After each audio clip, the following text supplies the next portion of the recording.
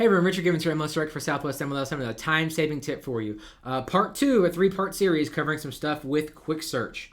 So what I want to talk about today is asterisks. So asterisks are also called a wild card. And what those do is it allow you to expand your search a little bit to make sure you're catching everything you need. So I'm going to use street name as an example here. So let's say your customer was looking around and they're like, I saw a house and I remember that the street name had wood in it, but I don't remember exactly what it was. Okay, well, you're going to come in here. If you just type in the word wood, you're going to notice we're only going to get 8 listings right now. And it's listings that either it is just Wood Drive or it begins with the word wood. But what if this street had wood at the second part of the word? If you come back here under Edit Search and you actually put an asterisk in front of and behind the word wood in search, now we're going to get 25 listings.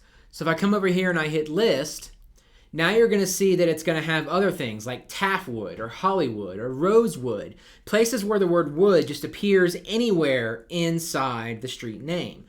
So another example of this is we'll say if you want to look at your short legal description, I'm just going to put asterisk unit 1 asterisk. And it's going to pull up, let's see, 140 listings where unit 1 is somewhere within the legal description. So you can think of ways too to use this in like remarks or other places, anywhere where you're not 100% sure of exactly what it is. Another one of the wild cards is the question mark. So a question mark denotes that you're just replacing one single letter. So for example, let's search for the word granite. And we're going to spell it Granite, and 359 listings come up like that. But some people misspell granite incorrectly with Grnate, right? But you want to make sure you're not missing those.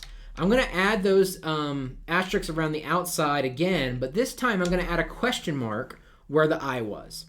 And I'm going to hit search, and it comes up with 362 listings now. So 3 listings out there. Some of y'all have granite spelled incorrectly. But that's just a way that if you're searching for a word that may be misspelled incorrectly often, you can use that little question mark, and now it's going to bring up anywhere that shows up in public remarks. Now, another one I want to show you is when you're looking at listings, like let's say we're looking at some closed listings here. Right here when it pops up, it has the closing date, and it has this range, and you have to type in the dates that you want, right? Right here next to that, there's these 2 little back and forth arrows right there in between closing date and the first date box. And if you click on that, you'll see it's going to change to where it says days back. So now if you just want closings or listings that close in the last 90 days, just change that to 90, and then this says days back right there. And then you can even go a step further, and if you click on the word days, you can change it to months or even years. So if you want to look at, so every listing that has the word granite in it for the last 90 years, which obviously our data doesn't go back that far, but there's 32,536 of them. So that's the 2 tips for you. Asterisks and wildcards, and then you also have this little thing right here that changes between either a date range or you can do days back or days ahead.